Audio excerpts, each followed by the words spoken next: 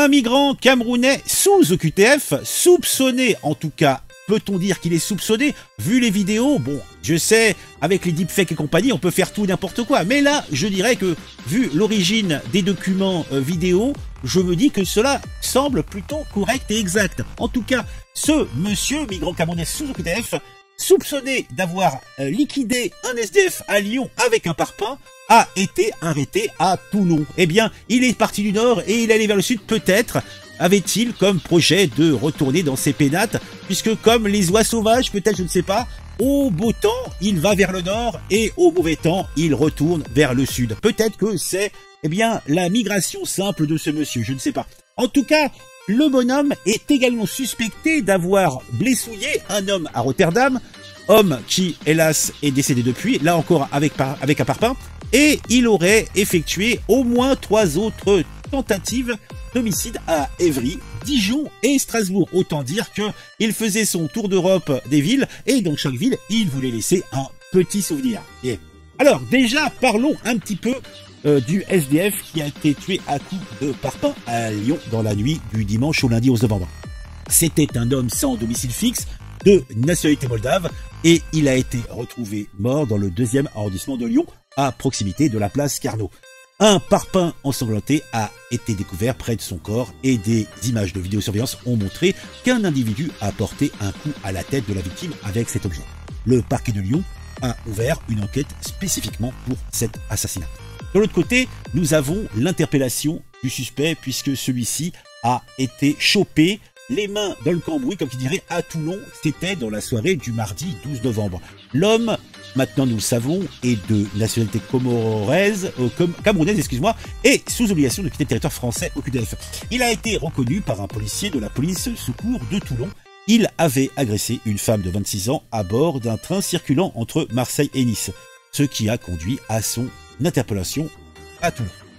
Derrière tout cela, il y a d'autres attaques, puisqu'il semblerait que ce monsieur soit un serial killer, puisque en plus de l'homicide du SDF de Lyon et de Rotterdam, l'homme est soupçonné également d'autres attaques avec un mode opératoire similaire. Il fait notamment l'objet d'un mandat d'arrêt pour une tentative d'homicide volontaire à Évry en Essonne, une suspicion d'homicide à Strasbourg dans le Bas-Rhin, des violences volontaires à Dijon, en Côte d'Or, ainsi que sa tentative d'homicide réussie en fin de compte à Rotterdam, aux Pays-Bas. Alors, nous avons quelques témoignages. Le parquet de Dijon confirme avoir délivré déjà un mandat de recherche contre cet homme pour violence volontaire après une agression remontant au 25 juillet 2024 dans le quartier de la Toison d'Or. Il avait ciblé une femme de 42 ans qui n'était pas SDF, et cela avec des jets de pierre au niveau de la tête. Ces blessures lui avaient valu une ITT de 10 jours. Le parquet d'Ivry a également confirmé l'ouverture d'une information judiciaire ce même mardi 12 pour chef de tentative d'homicide volontaire et d'un mandat d'arrêt contre cet individu pour des faits remontant cette fois-ci au 23 octobre 2024. Un SDF avait déclaré avoir été blessé au visage par un bloc de béton alors qu'il était en train de dormir sur le parvis de la gare d'Evry, pour Couronne, et il avait vu un homme s'enfuir. Alors, on peut déjà parler du soulagement des victimes. Par exemple, nous avons Élise, une Dijonnaise de 42 ans, qui avait été victime d'une violente agression fin juillet à Dijon. Elle se dit soulagée de l'arrestation de son agresseur présumé. « Je suis soulagée qu'il soit enfin arrêté, mais je me dis que j'ai échappé au pire. Il aurait pu me tuer », déclare-t-elle. Elle avait été frappée à l'arrière du crâne avec une pierre alors qu'elle traversait la voie du tram à Valmy. Les autorités, bien sûr, vont poursuivre leur enquête pour déterminer l'étendue des crimes commis par le vilain pas beau. Les victimes attendent sans doute le procès pour obtenir justice. Le suspect, quant à lui, est en garde à vue et il devrait être inculpé sous peu. Les enquêteurs continuent néanmoins de rassembler des preuves pour établir les faits.